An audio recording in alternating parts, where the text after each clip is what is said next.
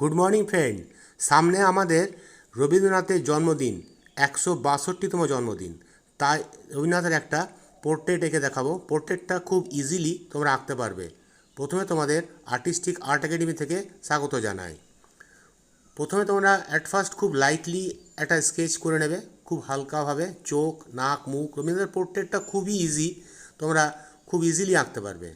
ঠিক আছে, স্কেচটা লাইটলি করে নিলে তারপরে চোখগুলো থেকে ডিটেলিং শুরু করো। দেখো।